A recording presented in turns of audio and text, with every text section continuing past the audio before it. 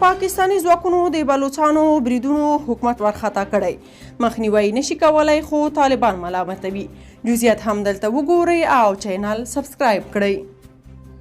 بلوچ ازادي غوښتونکي 4 پاکستاني پوځیان وژلي دي د بلوچ ازادي غوښتونکي پوځ ادعا کړې چې په یو ځوابي برید کې 4 پاکستاني پوځیان وژلي او ګڼ شمېر نورې ټپیان کړي دي رسنۍ د بلوچ د ازادي غوښتونکي پوځ پر یو بیان په استناد سره ویلي چې مبارزینو یې پرون د بلوچستان په نالې کور سیمه کې هغه مهال پر پاکستاني پوځ برید کړی چې د دوی پر خلاف پر عملیاتو بوخت و بیان زیاتوي چې په برید کې 4 پاکستاني پوځیان وژلي او نامعلوم شمېر نورې ټپیان کړي دي د بلوچ ازادي غوښتونکي پوځ د جمعې په ورځ د یوې بمي چاودنې او تېره اونۍ بیا د یوې چورلکې کې د نسکورولو په پیښه کې د 11 پاکستاني پوځیانو د وژلو ادعا کړې وه پاکستان یو ځل بیا له طالبانو غوښتي چې ترهګرو پر ضد جدي اقدام وکړي زرداری وایي طالبان د نړیوالې ټولنې د غوښتنو په پوره کولو کې پاتې راغلي د پاکستان د بهرنیو چارو وزیر وایي چې د افغانستان نوي واکمنان د نړیوالې ټولنې د غوښتنو په پوره کولو کې پاتې راغلي دي بلاول بوټو زرداری له الجزیره تلویزیون سره په مرکه کې ویلي چې که سرپرست حکومت یو مسؤل او ځواب ویونکی حکومت په توګه پیژندل غواړي باید د نړیوالې ټولنې هیلې پوره کړي نوموړی وایي چې د اسلامي امارت لخوا په ښځو نجونو